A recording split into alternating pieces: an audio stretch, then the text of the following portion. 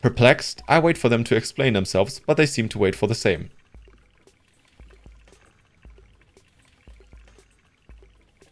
Anyway, good morning, ladies and gentlemen. You might be wondering, why am I seeing the intro again? The start of the game? Well, good that you ask. Yesterday I recorded 1 hour of this. And I put it into my software to generate proxy, which also took about 1.5 hours. And then I also could only record late in the day. So it made it a lot more later. And then, once I wanted to edit it, I found out, hey, my mic muted itself for some reason. I did a sound check before. And I don't know what changed, I cannot remember exactly, but there was none of my voice. So therefore, I will replay the game to the point where we left off. Then I will cut to it so you can see the journey from there. So nothing will change for you, everything will be the same, but you don't have to see the intro again. Like, you're here, I'm just here talking to you for that.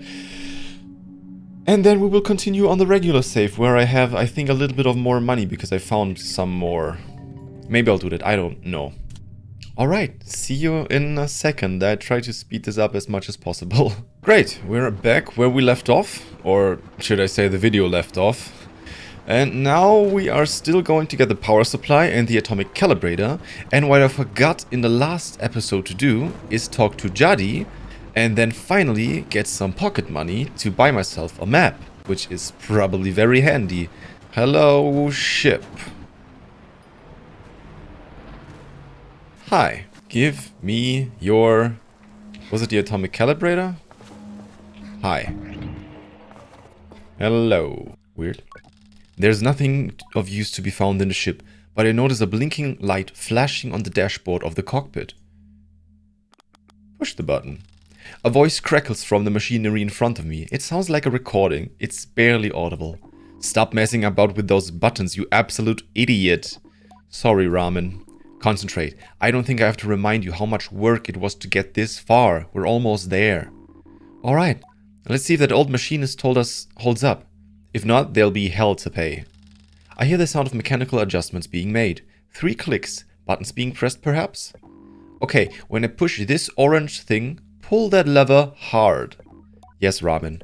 The sound of a click and a loud grunt before a snapping sound. Oh, on Rohana's mask. Not that hard, you've torn it out. Suddenly the speakers are filled with static and a low rumble that gradually increases in pitch. And then the sound of someone cheering. It worked! We're flying! More cheering. Is that the sound of someone dancing? Okay, let's focus. This thing is moving fast. We need to slow down a bit. How do we do that, Ramen? Let me check the machinist's notes. A long pause. The rumbling static sound that started playing when the ship took off is still increasing in pitch. Ramen? That lever, Toma. The one you just ripped out. We're going too fast. We're going to crash. We need to try to... And the recording cuts off there. They didn't make it. Alright, that was fun. I didn't get my atomic calibrator. Because there's somebody here. Who runs like that? Are you looking for a calibrator? I am immediately on guard. Saima has always been a mischief maker and taken tremendous pleasure in tormenting me. In theory, I am older, more experienced and should be more than able to withstand her. In practice... You won't find it here. I've hidden it. You'll never find it. Never, never. She never fails to get to me. You're a horrible child, do you know that? I decided to be gentle and ask her... No, I said she's a horrible child. I don't like this menu to click. May I please have it? She mimics me terribly, all high and screechy. Despite my best efforts, I seethe. Oh well, too bad. Maybe you'll find it on your own, but I don't think so.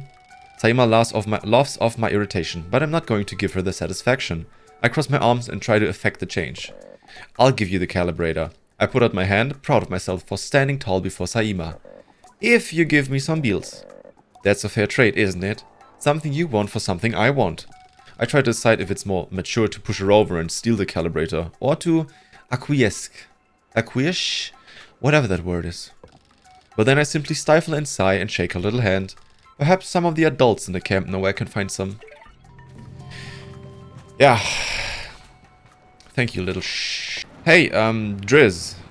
You're Driz.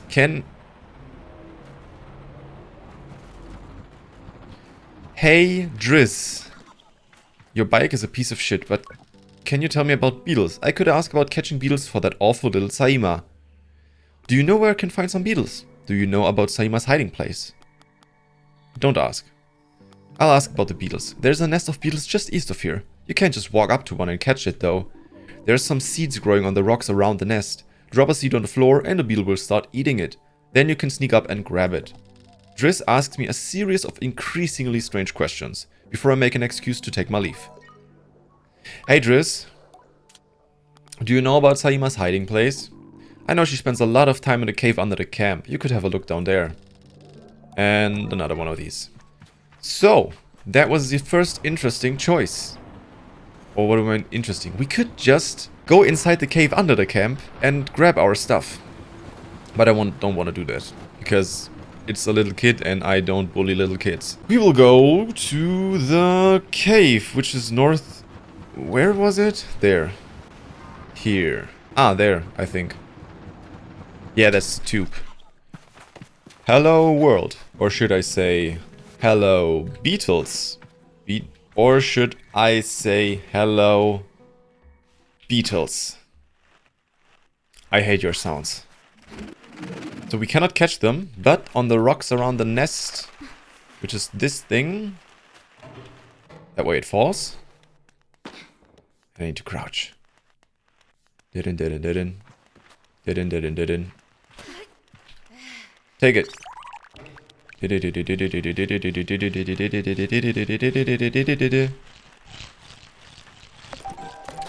Thank you. And another one. There you are. Take it.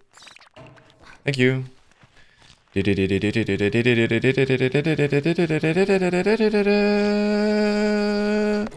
And we're going. I don't want to spend any more time in here than I absolutely have to, because I hate them. Alright, but before we go back to camp, because we got the beetles for Saima, we will get our... not the atomic calibrator, but the other thing. There we are. Now we just need to climb this peculiar looking rock. And that's a face. I could probably glide down there. Oh, maybe I need to go up this one to glide to the other side. Hello. 20 cuts. Thank you. Goodbye, birds. What are you? Look like a turbine. You look like a turbine of some sort. This does not look or feel healthy. Give me you. Atomic power supply. Thanks. And now to get back to my bike. Where are you? There you are. Whee! Let's go get our bike. Alright, we have 3 things to do. Talk to Saima to get the atomic calibrator. Talk to Jadi to get money for a map. And then talk to Zitzo, I think. Hello, Saima. I feel embarrassingly vindicated as I hand Saima the beetles. But rather than gloat, she hands me the calibrator and begins to cry. What have I done?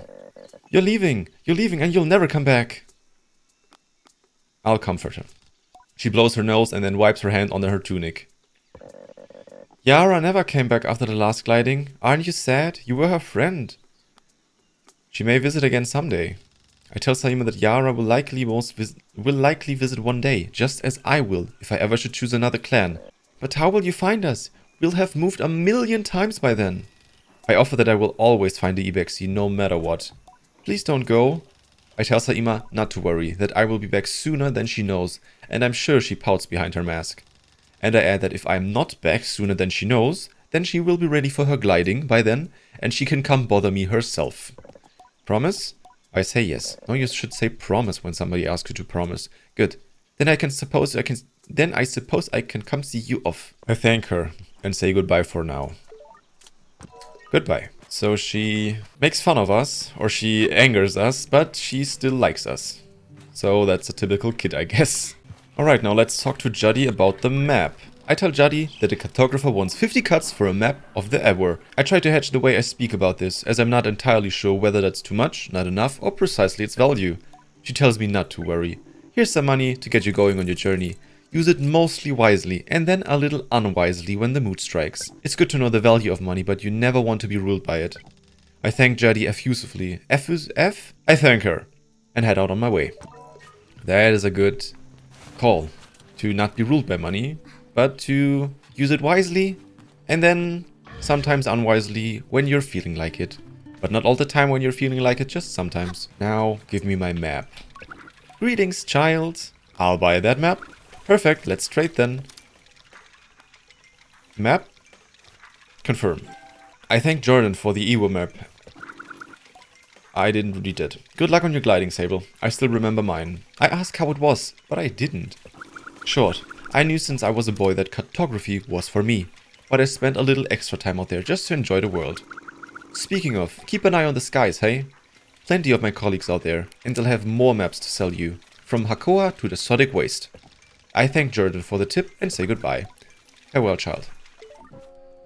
So those people go gliding to figure out what they want to do with life. It's probably something, some rite or ceremony about growing up, becoming an adult, and figuring out your way of life, what you want to do, what you're going to do, what gives you purpose. Hello, Zizo. I return to Zizo with the parts, and it's as if she waves me over that I feel a pang of sadness in my chest. When will I see her again once I'm gone? Well done, Sable. Yes, this is everything we need. Are you ready to assemble a bike of your own? I'm ready. Then let us head to the workshop. Then we're going to the workshop. Zizo relaxes in the workshop. It isn't that she's particularly rigid or anxious ordinarily, but there is a certain calm beauty that one only truly appreciates when Zizo's in her element. I wonder if it's this way for all machinists. So she is a machinist. The other guy was a cartographer, this is a machinist. What you must understand, Sable, is that the components you acquired, they fit together, not by chance, not by effort, but by nature. They belong to her. I'm not entirely sure that those things fit together from nature because they were in very, very different parts before, and now you're saying they were in different ships just to be made into a hoverbike? They have always belonged to her. All we're doing is assembling her from what she has already been. I nod and feel a soft buzzing in my ears. Among my clan we believe that machines have names, held for ages, like deep secrets, unheard by those unequipped to listen. We will find this one's name together. Okay, so we grab the stuff from the table and put it here. Why are you laying under your... I'm not questioning that. Give me this, which is here. Wow! Okay, and the last one. Boom.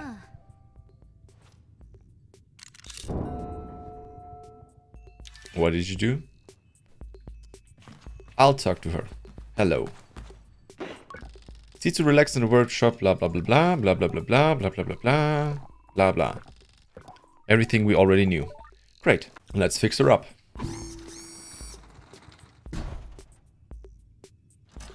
Ah. And that's our bike. Great. Speak to Zizo. Zizo! Listen. Zizo tilts her head in a moment, leaning closer to... Simoon. All at once, I know the hoverbike's name. Simoon. I say it in a whisper to let Zizo know. Simoon. Simoon.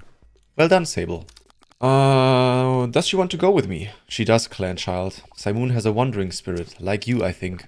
I tell Simoon that I'm eager to know her better, and Zizo looks quite proudly at the both of us. You are ready then for my gliding, May all the goods go. May all the goods turn their faces from you, Sable. An odd blessing perhaps, but Zizo is prone to such things, and I can read her tone that it was meant quite sweetly. You must learn to listen, Simoon, to care for her. Seek out my fellow machinists on your travels, Sable. They will teach you the art of machine whispering. Oh, and here, take this. It's a machinist badge. You'll meet plenty of my ilk on your gliding. Show them your worth and they'll give you badges. So it's like Pokemon with the arenas. I thank Sitsu twice for the good measure and give a bow. I am ready. I should speak to Juddy about the final gliding ceremony. I will do that. Hey Juddy, what is up? I return to Juddy with new lightness. And it wakes away. Seriously, I am sorry if I cannot talk, but somehow reading these words, these words are not the words somebody uses typically, in my opinion.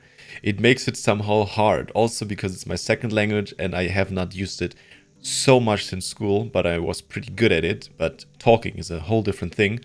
Please excuse my...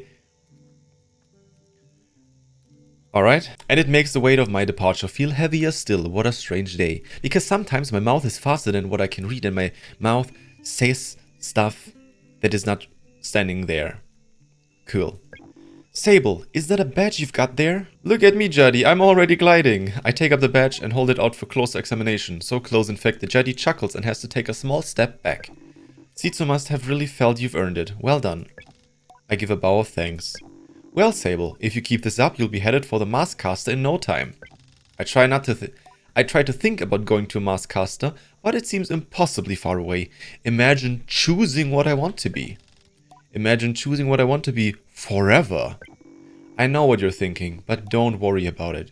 You'll get plenty of badges when you're out there, and once you've got 3 alike, you can trade it in for that mask.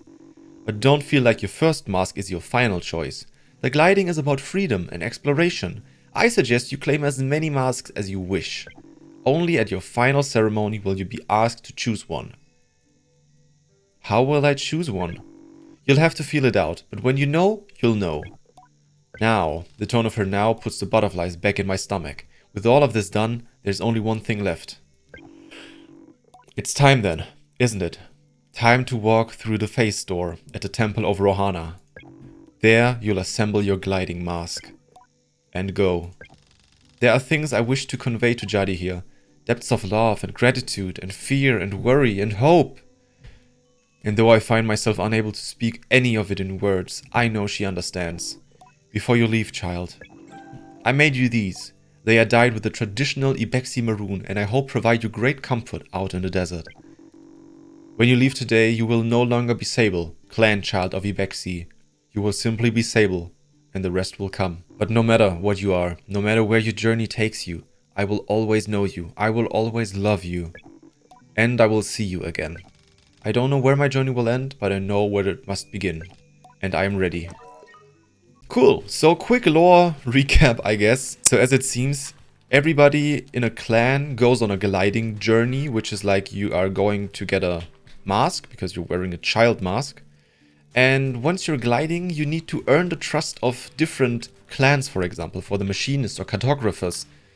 And when you get 3 badges from them, you can go to a mask caster and cast their mask. And then you can decide if you want to become forever part of that clan, or if you want to do another clan. So this is why it's called Sable. No, what? My name is Sable. I am on my gliding journey.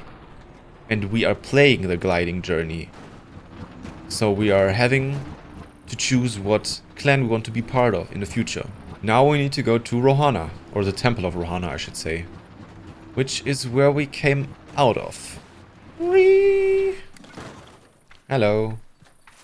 Oh, I completely forgot. We can... This is our child mask, by the way. But we can use... This is the Ibexi children top. Now we have a glider top. And Ibexi trousers, or...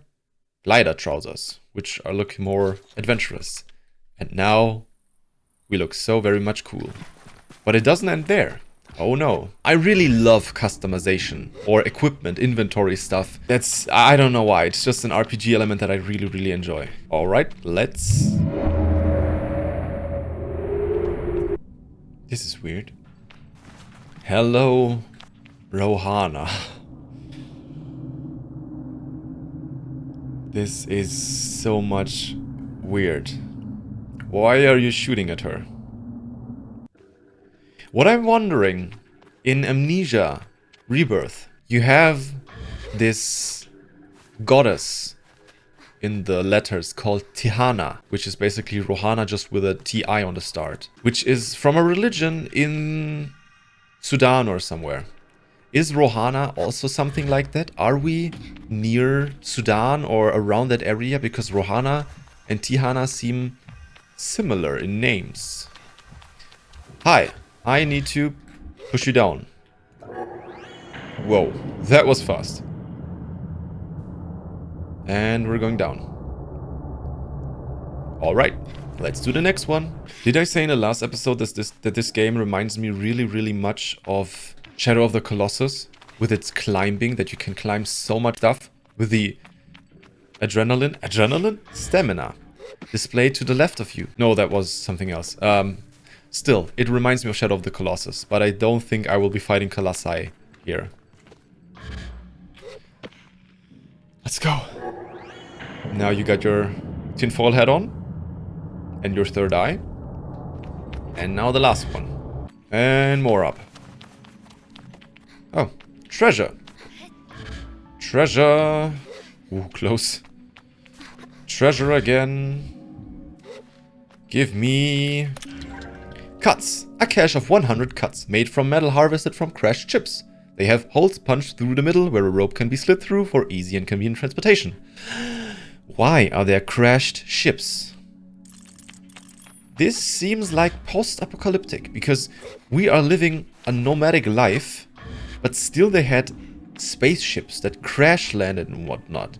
Did we come from the stars and maybe this is a second planet? Or are we just in a ruined nation, I guess, because this looks like ruins. I shut up now. Look at this. Smiley face! So many smiley faces. If you can hear my neighbors, please excuse them, by the way. They don't know how to behave sometimes. Or they're sometimes very, very loud. Let's call it that way. I shut up now. Look at our mask. I like my mask now. Because this one, it looks awesome.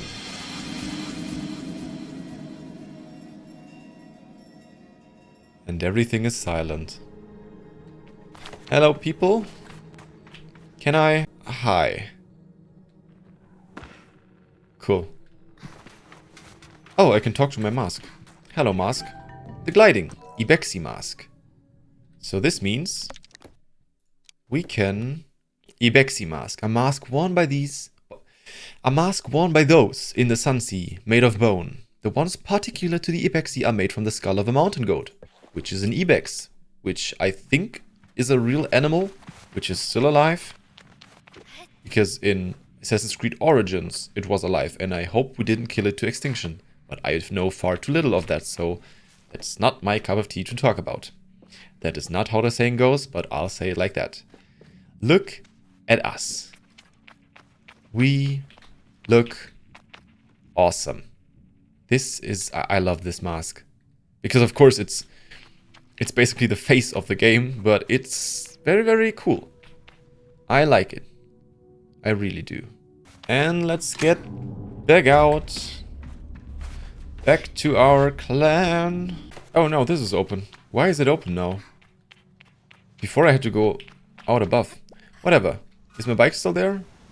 Yes. No. Wait. Where's my bike? Is that my bike? I parked it here. No. I think I know why my bike is gone. Looking back, I know that I should have kept this into the first episode because it's still not... Yeah, it's the intro. Let's call it intro. But sorry that I didn't put this in because it was getting a long recording and I cannot record for all that long. But this is a cutscene now. Where is everybody? We will find that out. Nobody's here. Except this giant pill for some reason. This is the mailbox. Postbox. Logging in. Hello, Sable. Juddy's voice echoes strangely through the machine, yet it still warms me. Well, Sable, this is it. By the time you hear this, we will have gone. The gliding is a journey that you must begin alone. There is a certain nuance lost in transmission, and for that I am grateful. It would be far too much to hear the cracks in her voice, and not run weepily into her arms to stay forever. But I am ready, and so I close my eyes and listen. But though you go by yourself, you are not without friends. You are not without family. You are not without love. These things you will always carry with you, as you do your mask, which is from the Ibexi, from my clan. And I know I'm not supposed to do this, but if I were you, I might go and see Utari. They are the machinist at the Burnt Oak Station, and among Sitso's closest friends.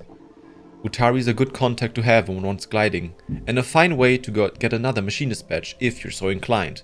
Only a suggestion though. As for us, I'll send another message once we've returned to the Ever, so keep an eye on the post boxes and try not to forget us. She takes a long breath, and I forget that things as easy as breathing could ever exist. The world is waiting, Sable. Good luck. Yes, I saw the animal in the back. I got that in the other safe. Don't worry.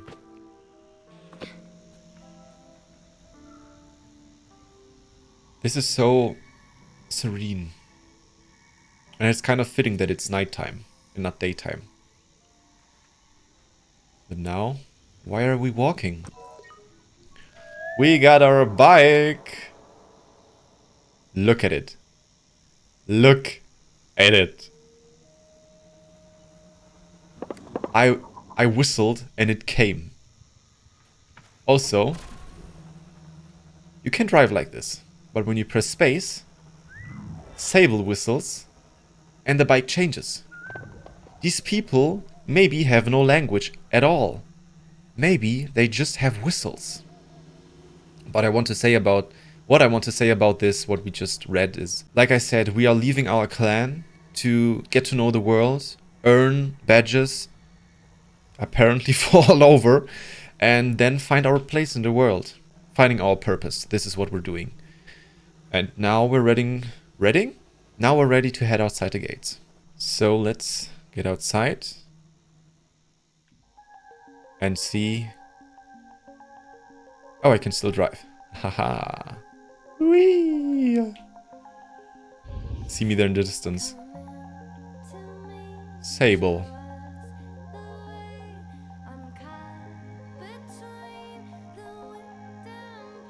Where am I? Oh. I should speak to Utari, the machinist at Burnt Oak Station.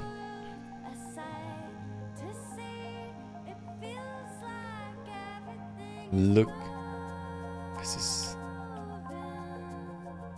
This is such beautiful scenery. And we finally get our bike that is not a piece of shit. It is actually very good. Sometimes when we don't hang somewhere. But yeah, this is as far as I got in the episode before, which I tried to record and it didn't save my voice. That's great. Well. By the way, I forgot. Oh, sorry to interrupt the song, but we got the map. By the way, this is the map. We gotta go there. That station is where we need to go. By the way, that song, it's alien. Let's call it alien because it's kind of weird. It's interesting though. Yeah.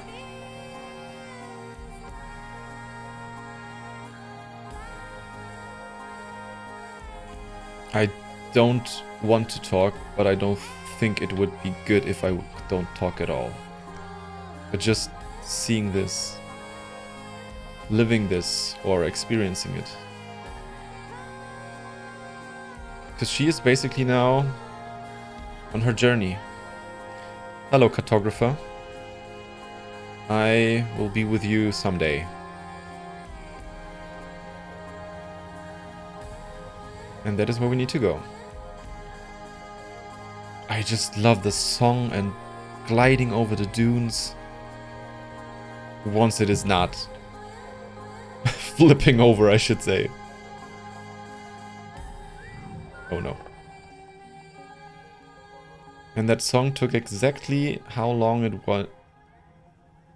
That song was exactly the amount of time it takes me to go here. This is as far as I knew how it was. Kind of reminds me of Tatooine from Star Wars. Hello, Burnt Oak Station. What? Alright.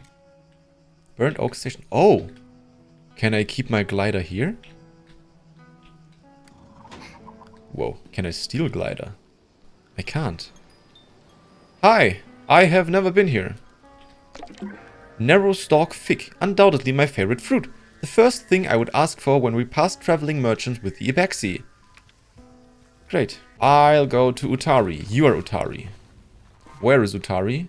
Are you Utari? You must be Utari. The machinist looks me over. You're late. I've never met you in my life. You would have met me sooner were it not for your delay. But I forgive you. Any friend of Sitsu is instantly beloved and I take no offense. You're a weird bunch, aren't you? How can I be late if I never said I will be there on time somewhere because I just started? Dude. Perplexed, I wait for them to explain themselves, but they seem to wait for the same.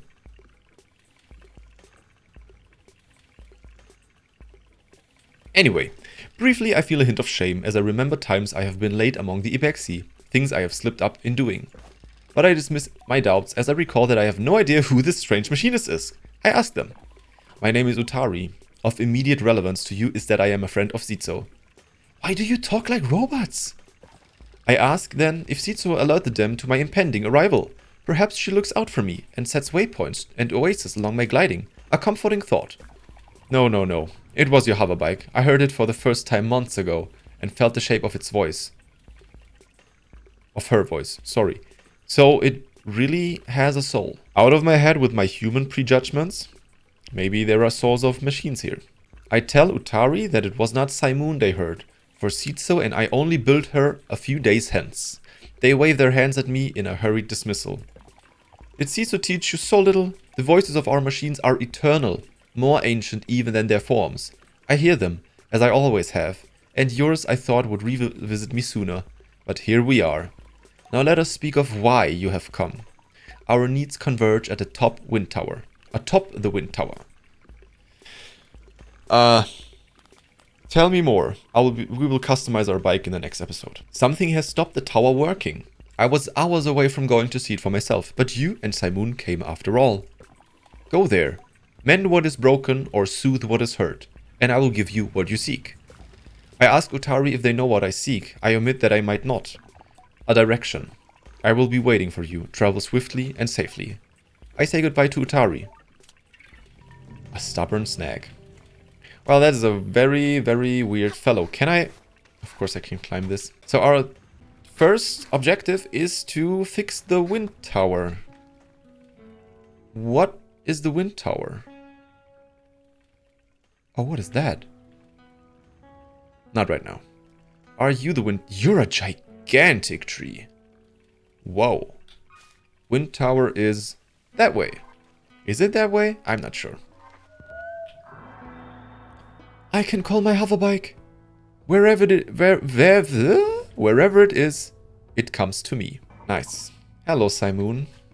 I enjoy your company, but I also appreciate your company, so thank you for watching. I hope you enjoyed this episode. I'm curious where this game will go. We will meet each other in the dunes maybe, or maybe in the freezing north. But until then, take care and bye bye.